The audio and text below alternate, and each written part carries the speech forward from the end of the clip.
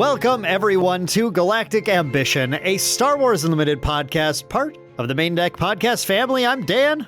And I'm Jason, and we came back in 2 weeks' time, as foretold. As foretold, as many of you probably didn't believe, and No. For those of you who subscribed because you wanted a once every 5-month podcast, sorry, you might just have to hit unsubscribe. You might just have to hit unsubscribe, yeah, because we are here. We're back. I made it back in town just in time. Because of that, there was a chance I was gonna be a little late. No, we were committed to making this work. We're recording this the night before I leave to head up to Portland for the sector qualifier there. Yeah. War Ravaged Portland. That should be interesting.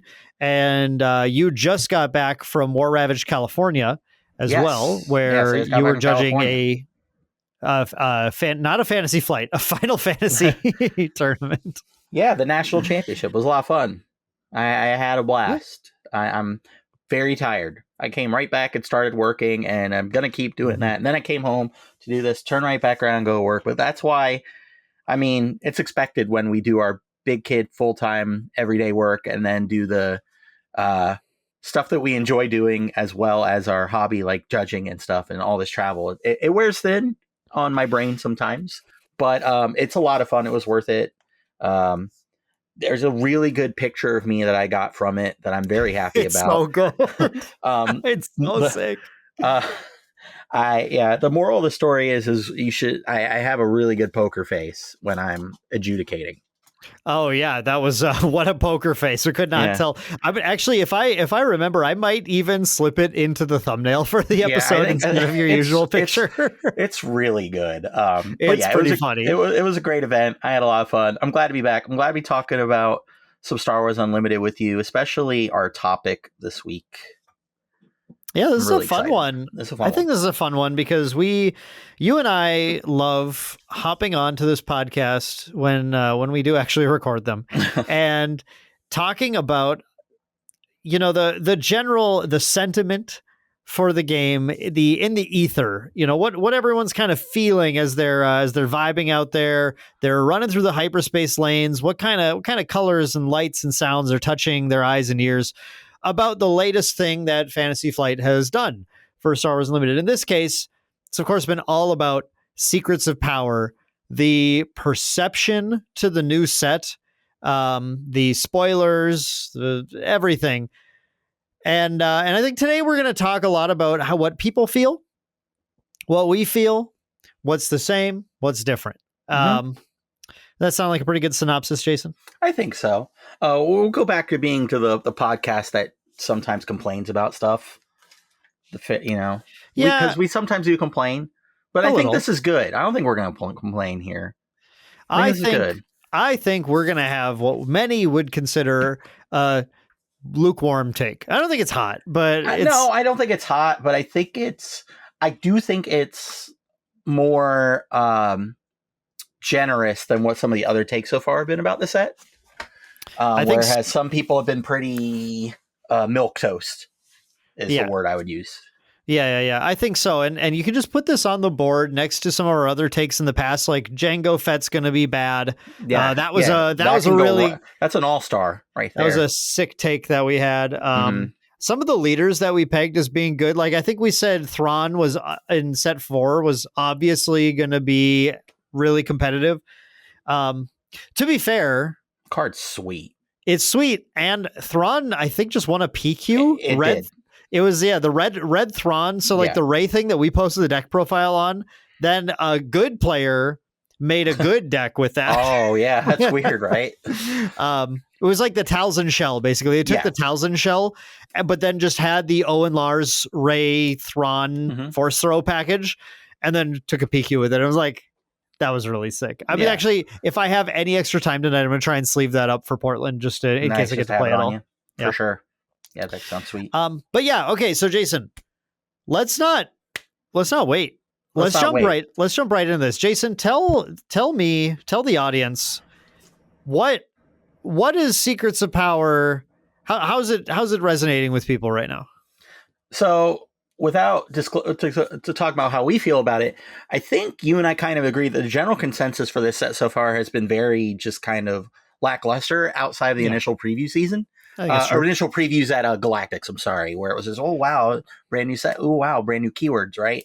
And to be fair, out of the cards, a lot of it left a little bit to be desired, considering, you know, cards we've had in the past, right? Like, I mean, it's just very obvious there is a bit of a shift in power in terms of that. But the at large, and if you're going on Facebook and Reddit and even in Discord, people are, you know, not quite as up as one would think about the set in general. I think that's pretty fair to say. Yeah. In fact, what we see a lot of people saying is this set is the new Twilight of the Republic. Yeah. So for people who maybe are jumping into the game a little later and missed that whole time period, it was interesting. Twilight of the Republic was an infamously low power set. Mm-hmm. It had legendaries that were unplayable, not playable. It featured 2 new mechanics, exploit and coordinate, that were really kind of built around this token mechanic. And while exploit and coordinate cards have both gotten played at different times, they like playing them in the token build that was sort of pushed by Twilight Republic you ended up with just a weak deck. You had I'm just gonna put Gore on the screen here. Yeah. This guy's not playable. I have tried. Yeah. Cards like this were just like generally thought to be just overcosted for what you actually got. I don't know if in-house it was like, well, the token strategy was performing a little better, and so they needed to rein in the high end a little bit or something. But like, no, that wasn't it. So I don't know. Can I just jump in, Jason, with my rebuttal to this? Yeah, go for it. This set is nothing like Twilight of the Republic. It's not. It just isn't. I think a lot of that argument hinges on the fact that like some people in some of the first half of the spoilers that we got, we're seeing legendaries that they just didn't think were very legendary, very good, had some weaknesses, whatever. And like, to be fair, I agree. I think there's a few that we've seen, a number that we've seen, like, kind of whatever, like not super powerful, not super exciting. We'll talk a little bit about that actually a little later on in the episode. Mm-hmm. But there are a number where I look at them and go, I think that's pretty playable. And we'll talk about some of those later in the episode too. But I think the big difference between these two sets is the mechanical focus of the sets are entirely different.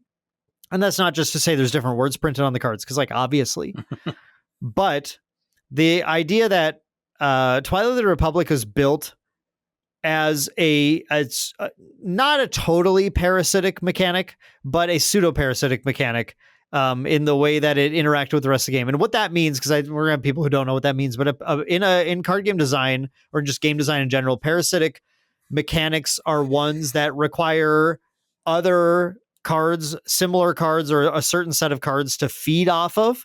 And if they don't have those, they don't function. So the most parasitic design that we've had so far is the force mechanic. Sure. In the game. And so set 5, for example, was a very parasitic design set where if you're not playing force units and you're not playing a specific force base, you have a bunch of cards that just are bad or don't do anything. And a few that are like, you can kind of still play this, but you should have the force of some kind if you're going to actually use this thing. And that it was actually more, mechanically closer to set 3 to Twilight Republic, except Legends of the Force was a higher power level, right? And that's the big issue with Twilight Republic, is that it had this parasitic design, but then the payoff that you got at the end was like not worth it. Right. It wasn't really worth you putting in all this effort to play all these cards and make these tokens, whatever, to get this payoff of Gore or your invisible hand. You can play Invasion of Christophsis. Yeah, chrysanthemums. Exploit it. And yeah, okay. So all of that stuff is to say that when it comes to set design, a parasitically designed set can be Legends of the Force, or it can be Twilight Republic. When we look at the design of this set, look at Secrets of Power, the design of this set is totally different in that the cards in it are the mechanics of the set, and so by and large, the bulk of the cards in the set are not parasitic at all. Yeah. Like zero parasitism here. There are obviously some cards that are going to play better with Plot or Disclose. And by the way, if you need a whole breakdown of Plot and Disclose, we have a nice 8-minute video where I break the whole thing down for you. Have that linked down in the comments below. So if I'm not going to go into detail on those mechanics here as much, just go watch that video, and then that'll give you everything you need to know. But Plot is every single deck can and probably should put in just like we've seen with Smuggle in the past Shadows of the Galaxy, like you should probably put in there's a couple Plot cards to be like that is going to be on your short list for your deck list, right? That's going to make sense because you are going to want to flip your leader and you're going to want it to survive. And some of these effects will help you do that. That's good. Or do other things that are useful. And then when it comes to Disclose, it's just Disclose plays off of having other cards that have symbols on them, aspect icons that are in your deck already. And what I really like about Disclose, not to cut in, Disclose also kind of creates this sense of impending to your opponent. Like, oh, they have this in their hand, and like, how am I going to play around this card? Because again, I love layers in games where it creates like either a mini game or a decision making path. So sometimes I feel Disclose can lead to a point where it's like, hey, I'm going to show you this. And it could be a bait and switch, or they have to play around a card that you may not play this phase or next, you know what I mean? Which I really enjoy about Disclose. Yeah, I think Disclose is going to surprise people quite a bit when they start playing with it and how much it starts to impact their decisions about what they like. Oh, I actually can't play this right now. Or they'll more often just go, I forgot I needed to hold that in hand to Disclose and I played it last action or something, or I resourced it or whatever. Right. I think how often people are going to look at their resources and start to go, oh, wait a second. Like I really should resource this, but then I can't Disclose.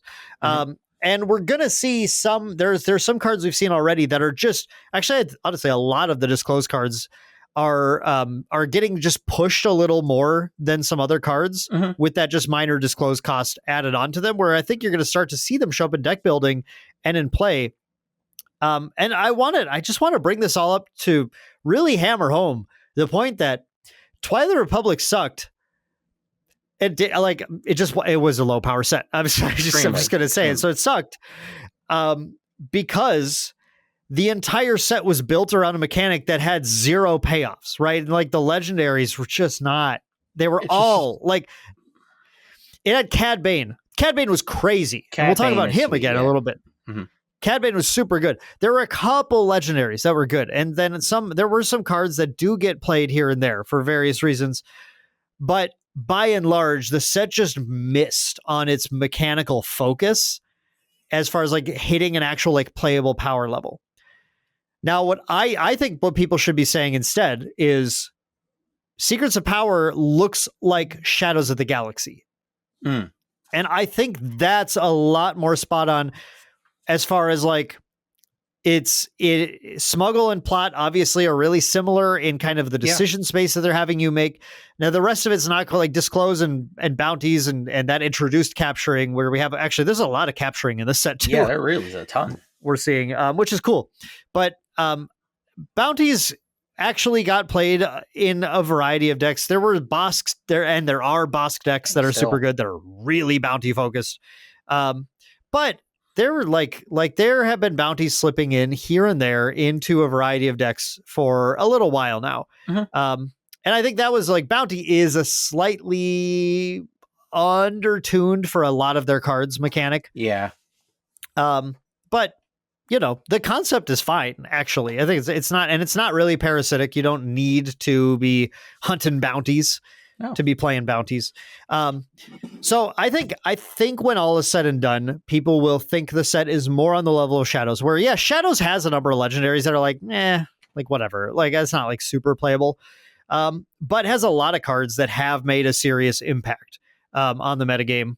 And I think when people start to play with these, that's how I feel. I feel like people will start to realize, actually, like these are pretty okay cards. Yeah. Jason, what do you think? And I agree with all the points. And then the other point that I have to make is people are really going to realize that when they're going to be kind of forced to play these cards when rotation happens. That's a real, that's what people need to understand. And it cannot be understated that rotation is coming. And these cards may look a little underwhelming now, rose-colored glasses into set 1 cards, which we're kind of going to touch on with some of the cards we're going to talk about. Understand that these cards are going to be around and will likely be a part of your deck. And I think people need to understand that while the power levels may vary, these cards are going to fill similar roles to a lot of the cards going away. It just may not be as powerful, but if the whole power level goes down, then what does that mean? Like everything, it's more powerful in that way if the general power level goes down. Yeah, and let's actually use that as a nice segue to talk about this. We're going to talk about a variety of different ways you might see these cards get played, just to try and really hammer our point home for this episode. And so I think, Jason, you're talking about the big thing that's happening for people who aren't aware is not with set 6, not with Secrets of Power, but with the following set, which is A Lawless Time, I believe is the set that is following this up. And with the release of set 7, we will rotate out sets 1, 2, and 3. And that means 2 things are happening. In Premier, which is the format that you all play when you play Constructed right now, every card from sets 1, 2, and 3 that wasn't reprinted in a later set is no longer illegal. Yeah. It's even the leaders. Yes, even your hyperspace leaders, those are no longer legal for Premier. But it also means the introduction of the Eternal format, which is where everything is legal, including, just to point out, the current suspension list, things like Boba Fett, Jango Fett, Triple Dark Raid, currently is not applicable to Eternal at all. Now, I have my own opinions. I think a lot of those are fine. I think Force Throw, Boba Fett, Jango, those should all be DJ. Those should all be fine in Eternal. I do not think Triple Dark Raid should come back for Eternal. That card should be gone. Nope. No, Triple Dark Raid was a huge mistake in the game. It so was innocuous that it was just went on for that long until the wool was pulled over many people's eyes on that until it was too late. Yeah, it got So we'll see. We'll see what happens in Eternal. But yeah, we're gonna have the introduction of the rotated Premier format, which is just going to have sets 4, 5, 6, and 7 at that point, and then the Eternal format where it's gonna be the Wild West, and you can play lots of crazy stuff.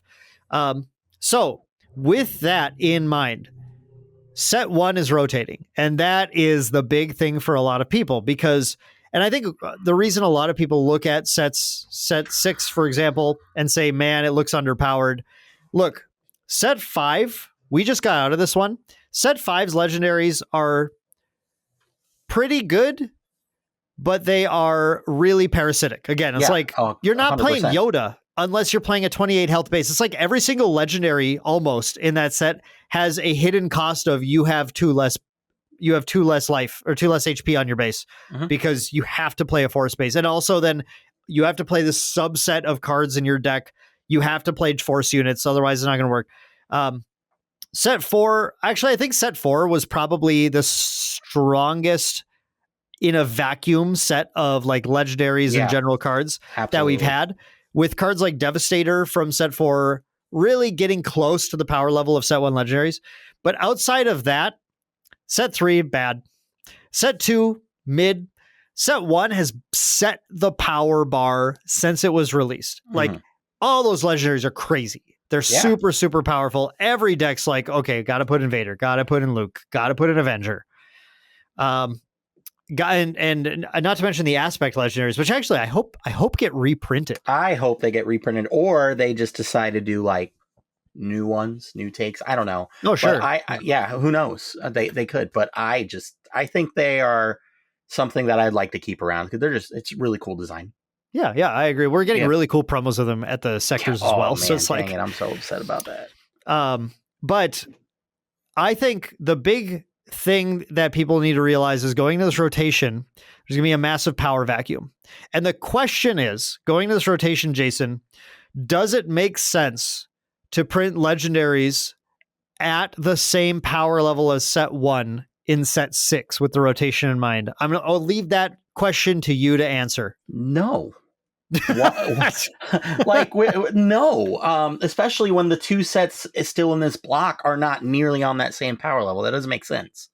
Like, you can't just make this crazy like power disparity, because then we kind of go back to this this set 1 kind of fallacy for set 6, right? Like, we can't just have this, these cards are just better than, and then over the course of the block, nothing is compared to that power level unless you make everything extremely powerful, which we've already seen. We're not at that point with this 4, 5, 6, 7 block. It's not going to be anything super crazy. Like I said, I think you kind of nailed it with Devastator. Devastator is one of the closest cards in terms of set 1 power. And I don't think it's a good idea to reestablish that kind of insane top end. I don't think it's necessary. I think the game would be just fine without it, because if some of the cards are at this extremely high power level and then you have most of your cards at this lower power level, it doesn't feel great as a player base when you kind of have to chase these sought after cards. Which, another thing about cards that are just generally really powerful, they generally are more expensive when they're printed in legendary slots. Mm-hmm. And that's not great for your player base. Granted, we have Carbonite packs, which has created a whole different monster in terms of card value, which I could rant on for hours about my love and disdain for Carbonite in terms of that. But I just think from a design standpoint, I don't think it's necessary. And I also think from a player-based growth standpoint, I think creating these super flashy cards that end up costing astronomical amounts of money or are hard to come after, like especially with it set 1, granted, it's for a while is very hard to find. I just feel it's wholly unnecessary to kind of create these very extremely powerful flashy cards when you could have these more nuanced, just generically strong cards. I think personally for my play style and my design philosophy, I just think that's a better take and a better approach. Yeah. I agree totally. And I think what would happen if the legendaries in set 6 were at, a lot closer to the power level of the original set 1 legendaries. If you're wishing for that to happen, I just am afraid that you would experience then in set 7, you'd go, man, like none of these legendaries are as good as set 6's. Yes. No, set sucks. Set 8, you do the same thing. Set 9, maybe that's the one where they push it up again and you go, finally, a good set. It's like, if you let the power scale back, this is something that like game designers actively have to work on this every single time. And in every card game involved in, there's this discussion of like, how do we approach power creep? Because the thing is, power creep, which is the philosophy that a TCG has to get more powerful over time. It always, over time, cards creep up in power. If you don't do things to deal with that, it gets out of control. And what you end up with is a player base who then complains that every single set, I have to buy entirely new sets of cards, entirely new decks. The meta is constantly shifting. My cards I paid for last year are garbage now. They're worthless. And I don't like that at all. So what a lot of games do is they'll deliberately scale back the power. At certain junctures, and there's different ways that different companies approach like how to like pull back their power scale a little bit. And I think it makes sense in this game to go, we're about to hit a new block. Let's not ramp the power up too like aggressively here, because then that just sets your new block, which is going to be, remember, this is going to be the onboarding point. For a lot of new players as well, Jason, like you're talking about. They're going to come in.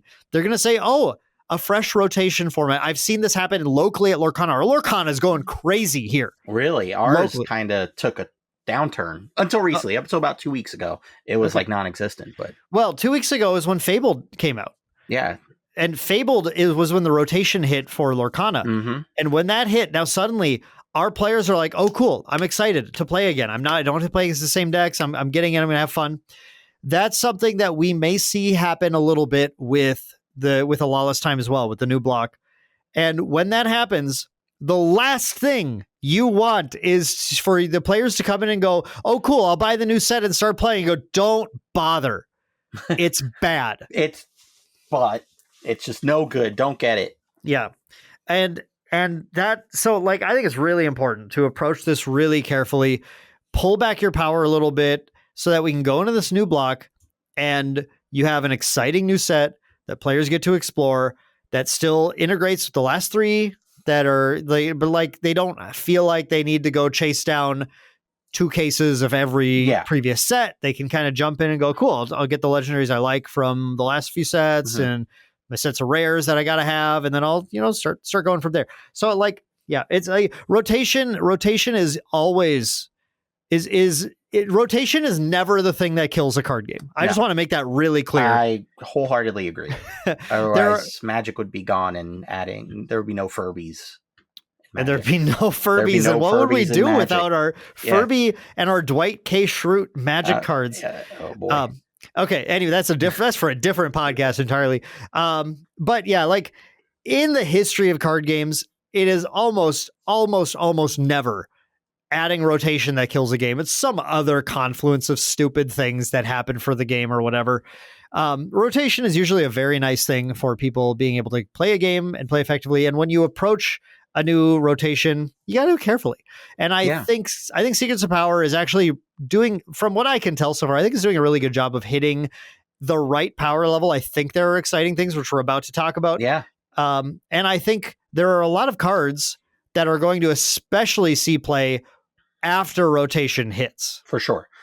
And I think a final point about rotation before we move on is what people don't realize is rotation is kind of just addition by subtraction. By getting rid of the last 4 sets or the last 3 sets or what have 3 sets. Yeah. You can do it. Yeah. It's because it's on the 4th set, the 3 sets go away. Yeah. You get rid of those cards, and in turn, you bring cards that weren't nearly sought after or used before. Their power level has now changed with the other cards going away, hence the addition by subtraction. You're adding new cards to the metagame, which is great. And usually, too, these sets are easier to come by because they're newer. You don't have to go chase down packs of boxes of Spark of Rebellion or anything like that, right? So, again, it's an accessibility thing, and it's always a good thing. And I've always been a big proponent of rotation, and I think the power level is right where it needs to be.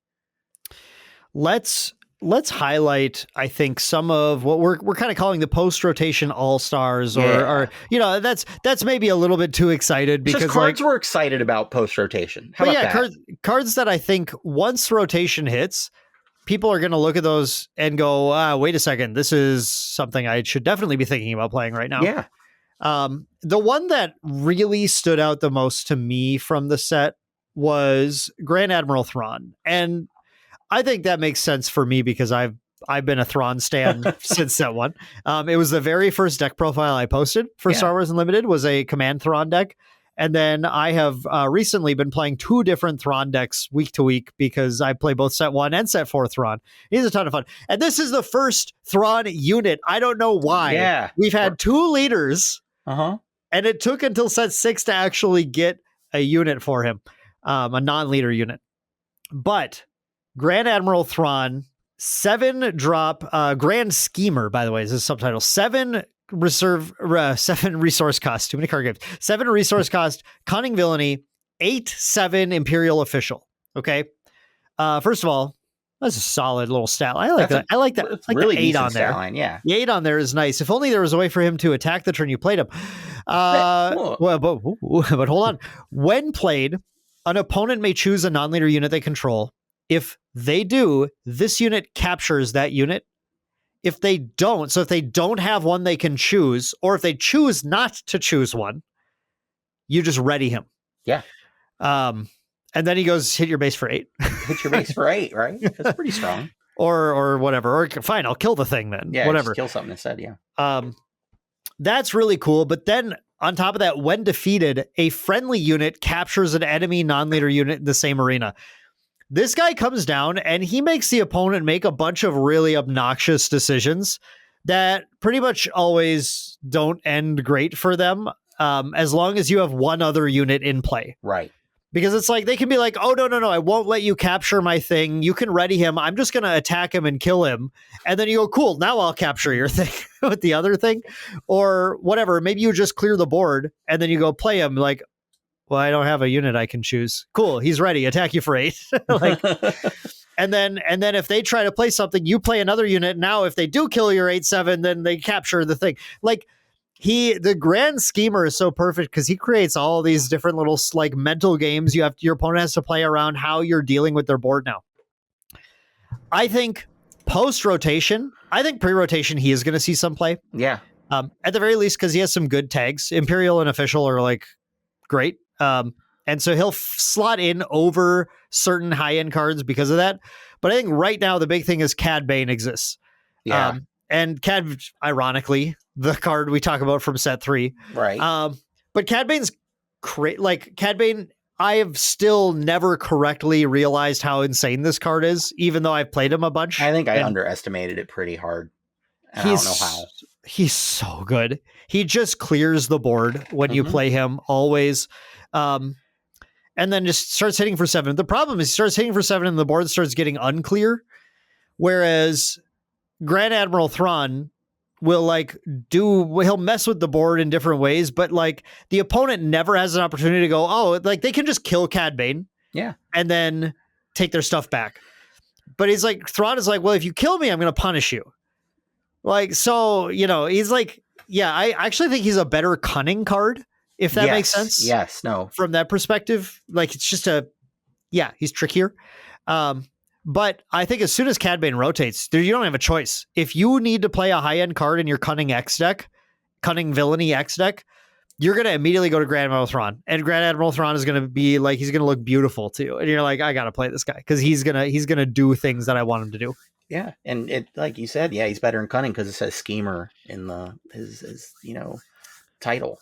Yeah, it's just right there. So like it makes sense. No, the thing I really enjoy about this card, and you kind of touched on it, a lot of cards just get value like when you play them. And this is a lot of value when you play a card, right? Like just the threat of either taking a unit or just getting an 8/7 that they need to answer immediately is insane. Well, how about if you need to answer that threat immediately, and then when that threat leaves the table, it's just going to do something else that's just equally obnoxious. So it's like, did you handle 2 things? Like, as long as I have anything on the board, I can just take something. So you have to play the song and dance of, well, I guess I don't want this, 8/7 running over my board. They're just going to have to take my, card. And obviously I have to play a unit down. Anything that really just kind of messes my opponent's tempo. And just kind of like, again, I love to disrupt. I love to just kind of mess with my opponent's thought line, play line. This is just one of those cards that just gives them an alphabet soup of problems, right? And they kind of have to navigate that. Remember those puzzles like when we were kids? Like, the highlights books? You remember highlights? Sure. Yep. Okay. You know highlights, right? It was like the Goofus and Gallant. Anyway, they had the rope puzzles where it's like find the end of the rope, like which rope goes to which number. And it's kind of like one of those things. Like, are you going to be able to find the right line? And more often than not, they're just not. Or they're just going to have to take a beating from an 8/7, which is good for us, right? Like, it's really sweet. I am not typically a cunning player, but this is one of those cards that I would love to just play on top end of that list and feel pretty good about it. And did you know that he has a when defeated ability? Which, I mean, you did know that. But did you think about that in the context of my favorite set 4 Thrawn leader and Director Krennic, both from set 4? So they're not rotating. I figured I'd save that for you to say. Yeah, sure. Yeah. That's where it is. I'm making sure I say that, but they're not rotating. So we're going to go into this, at least if not in set 6 and set 7, we're going to go into a pretty fresh format where Thrawn playing a Thrawn on turn 5. Yeah. And then threatening to double capture under their Krennic or something. I think you're just going to build that anyway. I build that no matter what. Yeah, I think you're building that as soon as you have the cards. I mean, we get Legacy Run Yeah. too. Oh, I yeah, mean, yeah, like, yeah. Yeah. look. Yeah, nothing's stopping me from putting out a profile for this set 6. But I'm just saying, like in set 7, we're talking about this like power vacuum appearing. Right. Like that deck doesn't actually lose a lot of like a lot of that stuff set 4 and 5 already, and then set 6 comes here, adds our top end, like gives us a real good reason to keep looking at playing this. I think it's pretty exciting. I am at least going to have a ton of fun playing that. But yeah, I think Thrawn is definitely one people want to look at. Now, Jason, you had a card that I think came up in your discussions with some of your local players that I think does a really good job of highlighting where people's decisions might change post rotation. Yeah. I had a couple, but am I assuming I'm talking about... Well, pick your favorite. Okay. I think Cassian Andor is an insane card. And I know that was hotly contested. And especially at my locals the past couple of days, we kind of had a little bit of discussion. But I'm going to go over it with everybody real quick. So Cassian Andor is a 2-drop Vigilance Heroism Leader 2/2. He says, while this unit is defending, the attacker gets -2/-0. If an enemy card ability would deal damage to this unit, prevent 2 of that damage. Now, this card reads very innocuous in my first evaluation. When I first saw this card, I kind of did the same thing everyone else did. I was just like, oh, well, this card doesn't feel like a legendary card. And that was like what everybody was talking about. This doesn't feel like a legendary card. This doesn't feel like a legendary card. Okay. And the other argument that people are having is that its color pie is weird. The fact that this is a vigilance card, it doesn't feel like, I still think if this card was yellow or red, there would be a lot more excitement to it. All that aside, I think this card's insane because the minute you put an upgrade on this card, like we talked about earlier, good Lord, how do you deal with this card in combat? How? Like it becomes just, you have to cash out so many additional resources and so much extra power just to kill this thing I played on turn 1 and maybe upgrade it on turn 2 or 3 with something, just something like, something easy to slap on there, like a low power upgrade, just to give it a little bit of extra push. And it can't be understated how many points of damage this card will probably deal before it gets dealt with in a lot of scenarios. Yeah, I think Cassian is especially like, I think pre-rotation, we should already be looking at him. His biggest drawback is just that his trait is fringe. And his trait, yeah, he could definitely use something else on there. You can't really put him in your force-based decks or whatever. Your rebel synergies, all this stuff, but like, despite that, if we have seen in this metagame the power of upgrades. Upgrades have come out and absolutely made a splash as far as how they change the game in Star Wars Limited compared to many other trading card games, which is where a lot of people just underrated upgrades because they're used to other games where they suck. Yeah. But they're really, really good here because most of the game is combat oriented. And Correct. If you put an upgrade on something, suddenly your opponent can no longer trade turn for turn play with you. Like they can't trade their turn 2 play into your turn 2 play anymore. They now have to trade their turn 3 or 4 play into your turn 2 play, and you punched a bunch of damage in, and they have to, and it just like, it really like outvalues the opponent pretty quickly. But how quickly people have forgotten Boba Fett's armor. I was going to say that in my point too. Holy moly. People forgot how much of a menace that card was. Granted, it was on Boba Fett, which was also just horrifying. Obviously. But Boba Fett's armor just as a generic effect on anything else that you're punching with seems pretty good. And I think if we didn't just have a set of pilots and all this stuff like that, maybe I wouldn't be as upgrade coded, upgrade pilled, as the kids would say, that I am now. I mean, in set 1, that's all I did. I was playing Chirrut set 1. Yeah, you're playing Chirrut. You don't get to talk. I do get to talk. That might be why I like this unit so much too, because it calls out to the inner Voltron that just lurks deep inside of me, and just putting all the pieces on my unit and just going straight ahead. But yeah, upgrades are such an important part of this game. And you made a really good point that people would have to pour like a 3 or a 4 drop card into this. that's fine. And that's just with like normal upgrades on cards, right? Imagine if I also have an upgrade on my card that is just baked in, also going to prevent 2 more of that damage. Not Right. only that, if they're attacking into this unit, like, or with, with abilities, like the prevent 2 damage, it's like, there's so much layering on this card. It's going to be so obnoxious. And I just love obnoxious cards. I just live to annoy people, I think. Yeah, I think this that makes sense. That's how I've always felt about you. Yeah. No, I think Cassian, as soon as people start going, oh wait, if I start with the initiative, I can have a nearly unanswerable thing on turn 3. It just has to be on turn 2. It just has to be like you have to destroy it with some defeat effect or whatever to get rid of it. And people will realize that there are a ton of matchups where that's just not on the table. Yeah. And this guy's just going to punch in the entire game and never be able to get answered. And you win games really fast in Star Wars when that happens. And while you're trying to figure out, or if you found your answer, that I'm developing the rest of my board state, I'm doing other things, right? So it's win-win. It's just really obnoxious. I love it. Yeah. I think Cassian is super good. I think he's just an example of a card that I think just has kind of like an objectively higher power level, even if it wasn't necessarily like realized, but a higher power level than people wanted to or would just immediately give it credit for. Yeah. I guess we have a couple other cards like that in the set too that we can just talk about them right now. One of those is, I think, actually I'm going to go back and forth on this one. I think this card is either one of the craziest cards in the set or just kind of not playable, but I think it's leaning towards the former, which is Restore Freedom. Yeah. Restore Freedom. Look, okay, this is a card. It asks a lot of you. It asks that your board has a bunch of stuff, but when it does, the payoff's crazy.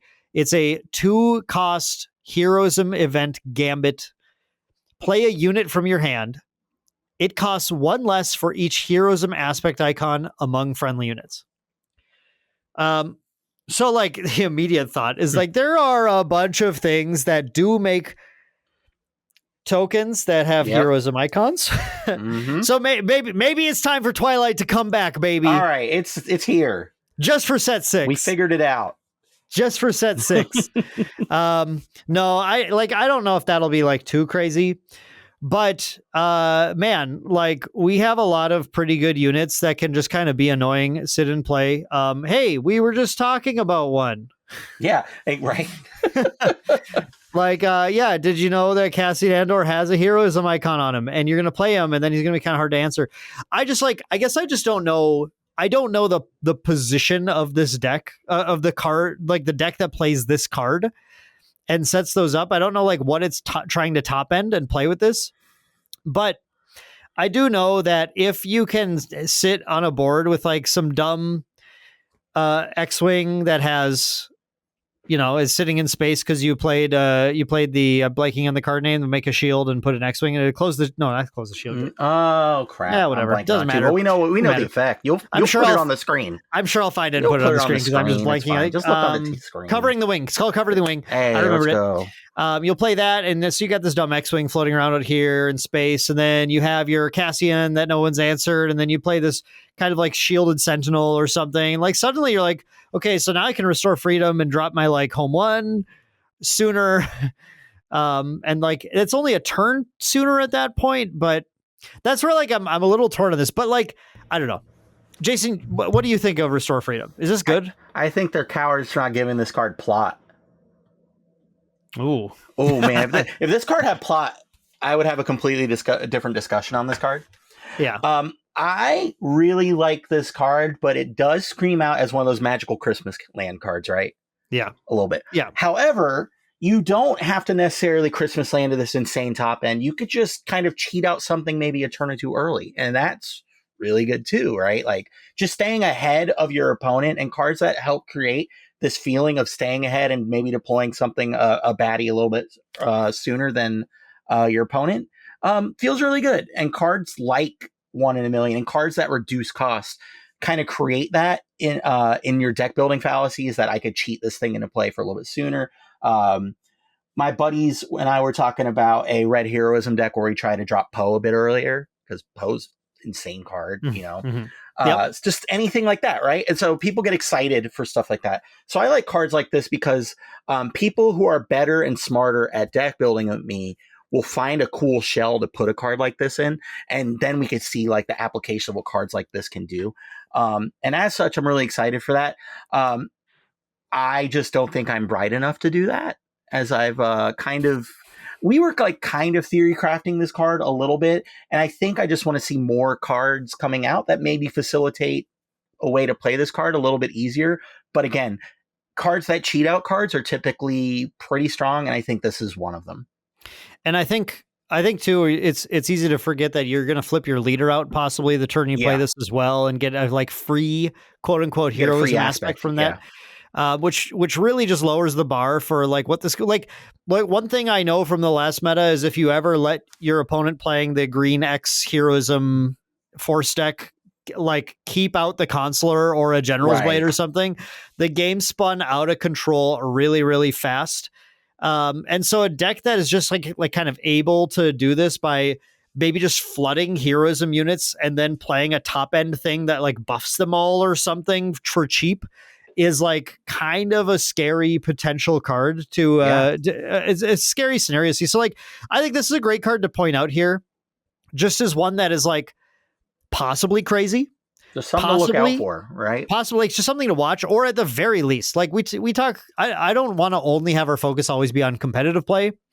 This is one of the most fun cards we've seen in the set. Just like I said, Magical Christmas Land. It's definitely one of those things. Is just, man, imagine if I just have 5 heroism units out when I play this card, and I cheat this really awesome card and I play, and I'm doing so many cool things, and I'm the coolest. It's one of those cards that make you feel good.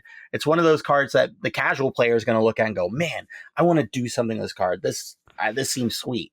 So I love stuff like that.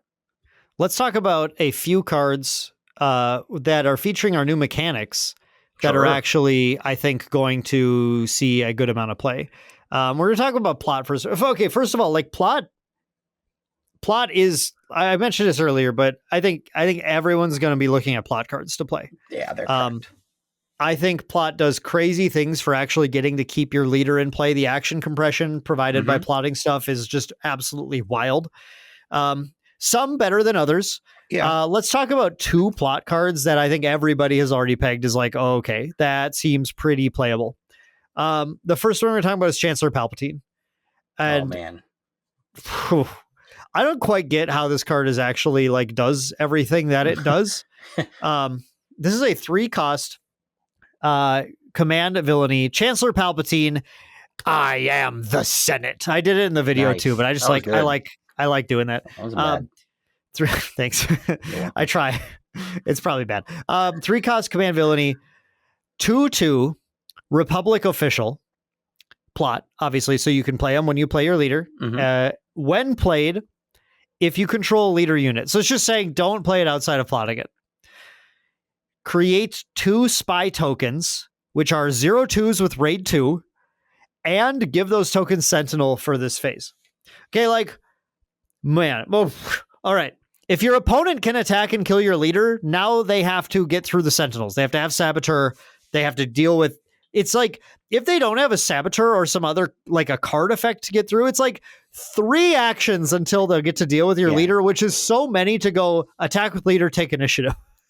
Like, and then if they weren't able to get through with, like, they didn't have 2 things sitting around to kill the Sentinels, and then the thing that can ambush or whatever, you just attacked their base with your leader, took initiative, and then you get to do it again next turn. Like, this card is honestly one of the most powerful cards in the entire set.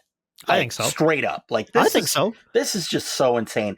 One of the things I really enjoy about kind of like action impression and action economy is the strain it puts on your opponent's game state.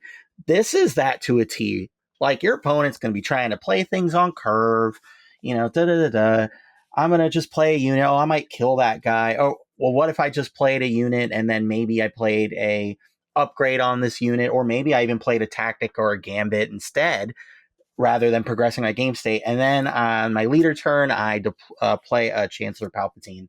And all of a sudden, I have these 2 bodies that you have to deal with before you get to my leader. Plus my leader's built-in stats and toughness too. Because all right, I got through the 2 sentinels. Oh, I still can't defeat the leader because I can't punch through with the rest of my power. I guess I'll claim and just start doing the stuff I want to do with my leader. And then, heaven forbid, you can't even deal with either of the sentinels. Forget it. This is one of those cards that at like the early, like I really feel in the midpoint, early midpoints of the games for me is when I'm like, oh man, this card's going to be insane. Later in the game, not as great, like if you're kind of deploying a late leader, but can still do some stuff. But man, the strain this is going to put on some people's early and mid games with some of the more annoying villainy leaders is kind of just, I think, wild, like out of control. It's an extremely powerful card, and he's really grumpy looking. Yeah, well, he's being accused of treason right now. Some would say unfairly. Yeah, you have. Yeah, that's been there. true. Yeah. Yeah, that's classic Jason. But classic Jason, yeah. And I think the other cool thing about this too is if they can't get rid of your leader, but they do get rid of the spies, and you go to the next action phase. Oh, I just disappeared again. Bye. Yeah, you can play another Chancellor Palpatine and sacrifice the old one, and then but you still get the 2 new spies who both get Sentinel again. You can double Sentinel up again, like. Brother, good luck, dude. Yeah, how is the opponent ever going to make it through your nonsense? It's awesome. The only way they get through it is either go around it in space or just kind of like play, some kind of wipe or anything like that. But again, at these earlier points in the game, a lot of those cards, kind of stretch into the mid and late game. So it'll be really interesting to see what people do to adapt against this card. Yeah. Super good. Another really good plot card in the set that I really expect to see people like slotting in like cheeky 1 and 2 ofs probably in their deck, just because like when it's more situational, but when it comes up, it's like it can be a complete blowout. Topple the Summit. This is a 5-cost aggression plan event with plot that says deal 3 damage to each damaged unit. And boy, we have leaders already that have the ability to like spread a wild amount of damage around and then flip out and then just like nuke the board now. I mean, you imagine you play this in your like Quinlan Voss deck or whatever for while Quinlan exists. Another Twilight of the Republic card. People were playing Quinlan locally last week. They should be. Quinlan's still like super good. Still super good.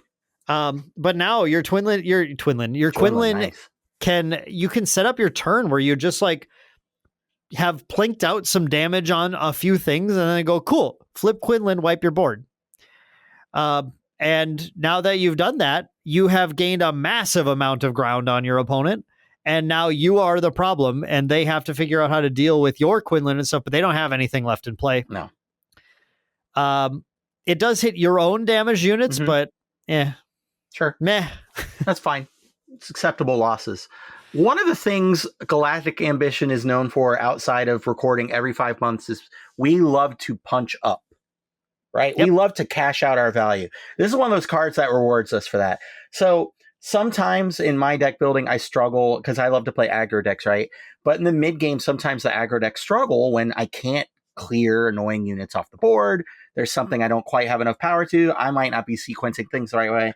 I might have a couple things that are just lingering on the board. Well, on my flip turn, I could just wipe the board or get rid of the thing that was bothering me. And now my leader can kind of do his thing. Quinlan is a really good example, by the way. That was what I was going to say. So great minds. Absolutely. Yeah. I really like the fact that this gives reach to decks that may not normally have it, or reach to decks that can just abuse it. And this card is one of those that reads that way. And I think it's going to be obnoxious. I think it's going to, I don't know how many copies people are going to play of this card, or maybe it even comes in some boards. I don't know. Yeah. But it's super sweet. The utility on this card is awesome.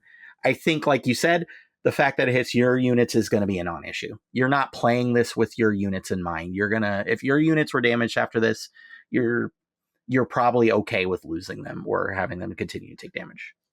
Yeah, and let's keep in mind too, again, like back to the rotation idea, Yeah. Tarkin Town is going to be out of here in set 7. Get it out of here. And probably for better, honestly. Like Yeah, Tarkin Town, for sure. ECL, like these were really, really, really strong bases. But some decks are going to be looking for ways to find that reach that was provided them. Now this can't do what Tarkin Town did. This is like fixed, right? Because Tarkin Town's issue was, oh, cool, turn 1 play. I hope you didn't want to ever play the game.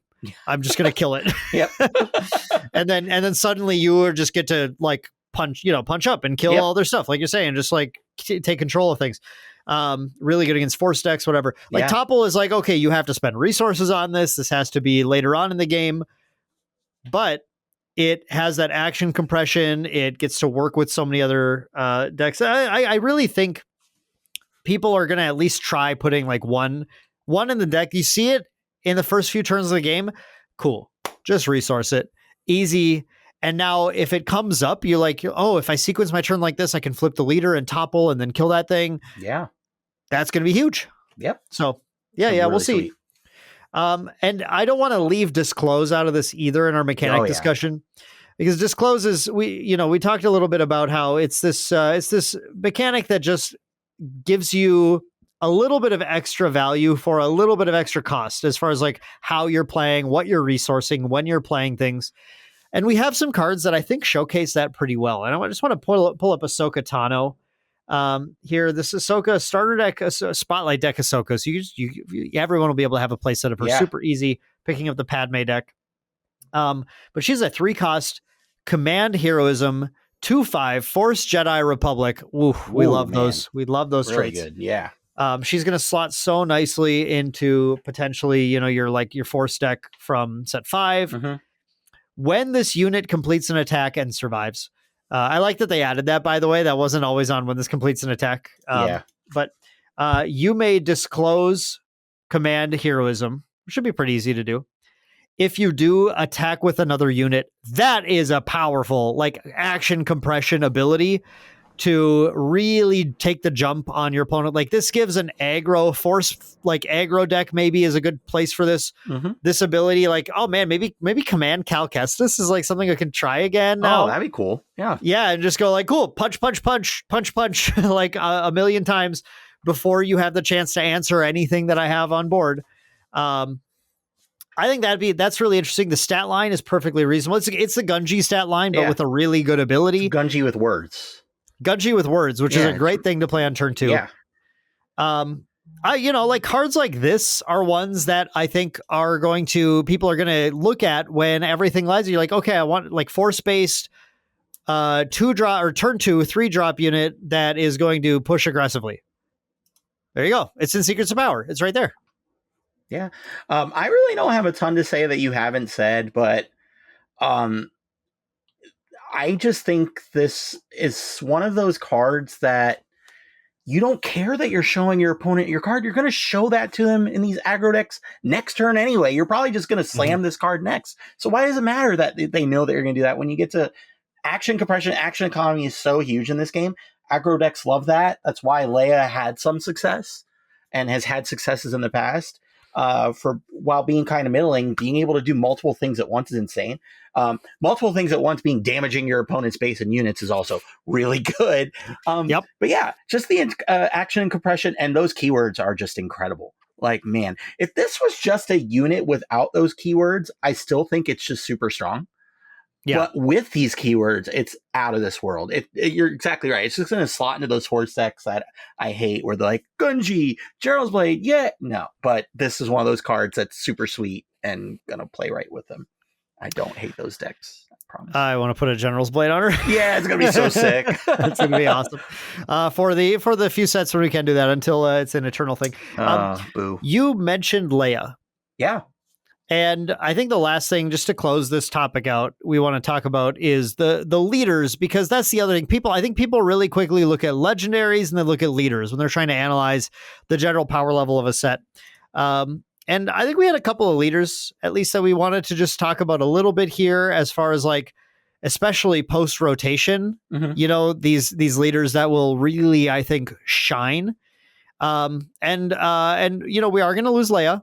who's one that has been a really fun leader to play. Hasn't always, has kind of played second fiddle to Sabine. Yep. A lot of the time. But Jason, who are we getting to replace Leia for the people who just like action compressioning all day long? Well, you're going to get an old guy. Perfect. Yeah, you're going to get Colonel Yularen. This is why we plan. He is in command and villainy, and he just says on his leader side, action, attack with a unit, then you may attack with another unit that costs less. He flips on 5 to a 4/6 that says, when this unit completes attack and it survives, you may attack with another unit that costs 4 or less. So if you look at this card and you squint really hard, this is just Leia, but old dude and in villain colors. And I say that because it's fulfilling the same role. And I should mention the keywords. Its keywords are Imperial and Official, and those are really good. Those are extremely good keywords. We already are seeing support for this, and this set is going to have a lot of that support. Obviously, that's kind of like one of the ongoing themes of the set with Secrets of Power. Yeah, Official. And I just think that if you're looking for that action and compression, low to the ground, kind of just beat face. Not only that, historically, villain units are aggressively slanted towards more attack, which is really sweet, and are lower to the ground. So you're going to get a lot of action economy. Its stat line is completely serviceable. A 4/6 is fine. Like, that's no issues with that.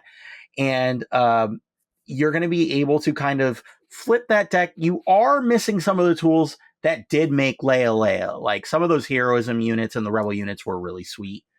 But again, that's where villainy kind of picks up the mantle of just kind of playing these more kind of higher statted with maybe either a downside or less toughness or something like that. But you're going to be able to play that same 2-for-1 action economy style beat face or beat units and kind of race really well with this card. Yeah, I am really excited just to explore like what either villainy or Imperial or official focuses kind of like bring to the table for him compared to Leia. Like Leia was a very fun leader, and for a few months here we'll have both as options if you are just looking to action compress. And it'd be kind of interesting to see if either one like shows up a little more, or I guess really just if Yularen shows up more than Leia has, because Leia has always been a little bit more fringe. Again, like Sabine was kind of the go-to aggro leader, but Leia would pop off here and there, just like you had to respect that action compression that she provided. I think another leader we've seen a lot of, and actually leaders in general with effects that we've seen a ton of performing super well competitively, have been ones that allow you to cheat resources a little bit. And boy, this is gonna be a hard direct comparison to make, but Jason, just today as we're recording this podcast, we had revealed DJ Need a Lift. Boy, what a leader. Cunning. They forgot an aspect symbol. No, they remembered. They added a yellow one. They just didn't put the villainy or heroism ones on there. They just put another yellow one on there. This is wild. This is our first leader that doesn't have heroism or villainy in some way, and instead just gives us 2 cunning aspects. So you can run like cunning aggression, cunning command or whatever, and do some pretty silly things. But all those cool heroism and villainy cards that you love to play, they're not part of it. But he has this ability: action, exhaust, choose a friendly unit. If you do, play a unit from your hand, it costs 1 less. That's sweet. That's like sweet. Han. Yep. Any Han, we get to just cheat. Well, not any Han, 2 of the Hans. We get to cheat something and play for 1 less. But then the unit you chose captures it. So you have to like rescue it from your own unit as our drawback instead of putting damage on it or just like smuggling an extra resource in. Yeah. But has this cool thing where on the flip side, flips on 6, 4/6 Saboteur. Friendly units that are rescued enter play ready. And that can be like pretty crazy when you flip him. And then because you're double cunning, you play a new adventure. Oh, baby. I was waiting to say that. Yeah. You get rid of the unit that captured your other one, and then the unit you played for cheaper comes in ready, and then you get to do stuff with it. And it doesn't get a when played effect, but then the one that you played with the new adventure does get a when played effect when it comes back in. So, boy, there's going to be some cool stuff you can do. But I just wanted to point out that, like, here is a leader that's replacing some of our like cheeky play for cheaper leaders from sets 1 and 2 when we go into rotation, if that's the play style you like, but then adds this whole new like capturing thing on top. Is DJ good or bad, Jason? It's certainly a Star Wars Unlimited card. I don't know. I'm really bad at evaluating the resource cheating leaders kind of thing, especially this one, because this is such a crazy wrinkle on it, right? Its leader side is crazy though. Like the comboing you can do with the nonsense you generated on your leader side and then flipping into the leader unit side and cashing all that out for a really cool, like, I don't know, gonzo attack with a bunch of stuff play, like, or being able to use their action abilities on the units that got captured kind of play. I don't know. I truly don't know. I do know that the design space is rad. Like, that is super cool. Double cunning is really cool. And the fact that they kind of just dropped it in the middle of it and not like as like, I thought when we would get a leader like this, it would be the last leader we see in a set. Genuinely. Because it's, you know what I mean? Because they're like, oh, I know that we haven't seen the Vigilance hero leader yet, or blah, blah, blah, blah, blah. And then bam, they drop this. So I just kind of didn't notice that when I was first looking at it. And then I read the card and I looked at it again. I'm like, it doesn't have a hero or villain card. It's double cunning. And just by seeing, like, I literally had color blindness looking at the card. I was like, oh, okay. So it's a cunning leader that does. And then I was like, oh, wait, it's just cunning. So really cool design space. I'm not bright enough to play this card, but there's going to be some really cool degenerate combos with this card. And it's just, frankly, a lot of value if you can sequence it the right way. And obviously, really good stat line. Saboteur is fine, too. Yeah, like stat line is just perfectly fine. Yep. On the back, nothing too crazy. I mean, better on a 5, but then that like friendly units are interplay ready when they're rescued is definitely worthy of being on 6. I think if this was a 5, it'd be pretty pushed. Yeah, I would say so. Yeah, pretty pushed. But yeah, I mean, I just think this is a great example of a leader where it's like, it's hard to look at this leader and not, I think, be like somewhat excited for the potential coming in the set, as well as just thinking like, okay, if I like those strategies where I'm trying to play things for cheaper, you know, this is kind of filling in that gap once that rotation hits. And I think it also is going to really reward strong deck building and really good theory crafting, and I really like leaders that do that. I'm an aggro player at heart, but I could really respect leaders like this that have really cool kind of like combo plays and cheating things out and stuff like that. So I'm really excited to see what people can do with this card. Yeah. Yep. For sure. Any other leaders you wanted to talk about, Jason? Yeah, I want to talk about one more card because I too will miss Sabine when she leaves. I know everybody is going to be really heartbroken when that card goes away. Yep, super heartbroken. Everybody loves playing against Sabine. But how do we fill those very aggressive shoes? I think Dedra Miro is going to have a really cool place in the metagame. Whether it's something people will enjoy or something people will embrace is another thing. So Dedra Miro is our aggression villainy leader that we've seen so far that has on the leader side, she's not wasting time.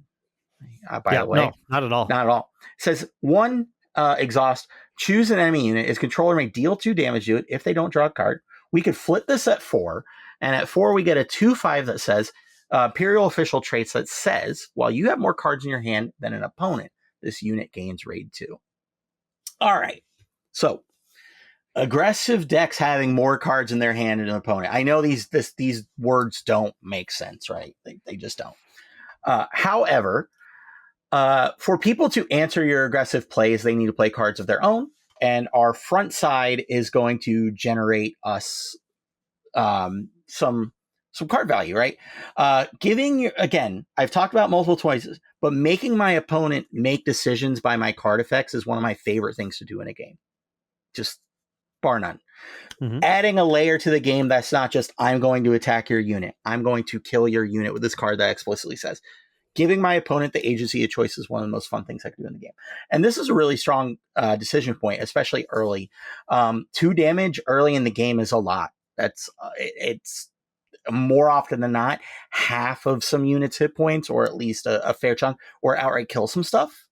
And that's really sometimes the route you don't want to take when you're trying to progress your board state. So just draw a card.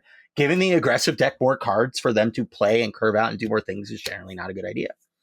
Well, what if we just flip first, attack with our 4/5, and then play those cards? Like, again, I think Sabine is a mistake. I think she's just a very big mistake. I love the card. I love playing it. It's extremely powerful for an aggro card to be able to do what she does. We're never going to get a card. Okay. I hope we do not get a leader that does what Sabine does, because it's a very warped aggro card. And I think Dedra is a really good kind of compromise to that. Where you're not getting this insane value, but you're also going to be able to play more of a game with your front side rather than just the aggressive kind of slant. And also a fair amount of time you will get to attack with a 4/5 on 4, which is pretty good. Dedra is also just like a cool design in the set as far as playing with the set's mechanics without having to be as parasitic as sets like Twilight and Legends of the Force are, where she says, well, if you play plot cards and you want to flip her and plot something out right away, that is going to keep a card in your hand, which may be like the difference maker as far as like getting that raid 2 bonus, getting the more cards in hand than your opponent. Additionally, if you're trying to hold cards in hand for disclose effects, it really helps to make your opponent make you draw cards sometimes because they don't want to lose their things, or to have a deck where keeping cards in your hand is beneficial for multiple reasons now. It's like, I love how she just hits on both of those mechanics really nicely. It's like, she doesn't overtly say plot or disclose, but they subtly work with her design. I think she's like flavorfully. Jason, you don't know this because you've never watched a Star Wars, but I've watched some of it, but not enough. She's an incredible design as the leader that browbeats your opponent. Yeah, browbeat is so sick as an effect in games, and this is sweet. I think it's really exciting to see that design. I definitely am looking forward to post rotation. I'm honestly, guys, I'm like mega looking forward to post rotation for two reasons. Sure. Number one, I think it's going to be a totally new ball game for playing the game, and like we're going to have to reanalyze power levels on everything. Yes. And I think like that's super, super exciting. Just like getting to go back and go, okay, wait, now what set 4 and 5 and 6 legendaries have I just been ignoring? Yeah. But like now they're like crazy cool. And I hope we gave you all like a few things to think about. Right. But also I'm really excited for Eternal. I think it's going to be a wild format. Yeah. So. I think it's going to be kind of insane as long as they don't let us play triple dark grade. If they do, then it's going to be truly problematic. Please suspend triple dark grade right away. But yeah, that was fun. Glad we got to talk about that. I think we made some really good points. And if hopefully you've kind of seen that, not just the kind of milquetoast reaction of the set at first, and we've kind of hopefully allowed you to broaden your horizons a bit and get really excited for Secrets of Power, because it's going to be here before we know it. We're already taking pre-orders at the store and getting our pre-releases ready, and it's really exciting. And I hope everyone else is excited as we are, and I think that puts a bow on it. And if it doesn't, well, too bad. I certainly believe that does, Jason. And I do want to just do a call to action for everyone. If you have a Secrets of Power card that we either that you are just already excited about, or that we changed your mind on today, leave it down in the comments below. Let us know what you're thinking, what you're excited about, and what the secret to your victories is going to be once Secrets of Power releases. Yeah. We didn't talk about some of the overtly powerful cards that were spoiled today on purpose. So that you guys can tell us all about it and the stuff you're going to do. And yeah, it's a really sweet set. So please let us know what you think about the cards and if you have any ideas of your own. But yeah, I think that'll do it for this week. We've talked long enough. Long enough for for my cat to fall asleep. She's out.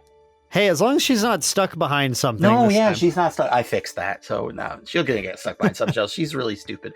All right. So that's it. We will see you in 2 weeks. For sure.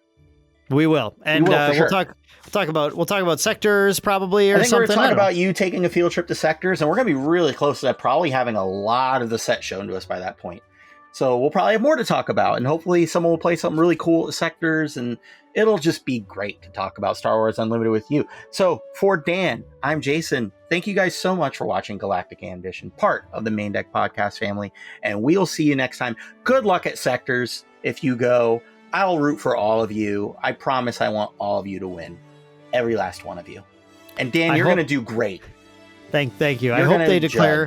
They're going to go up to the sector and they're going to say, all right, everyone, we have declared everyone wins the sector. You're all going to the Galactic Championship. Let's go to Galactics together because we're all going. Because we all have that Galactic Ambition. Bye, everybody. Bye. Dang, that's what I do. See you later. Dang, took that from me.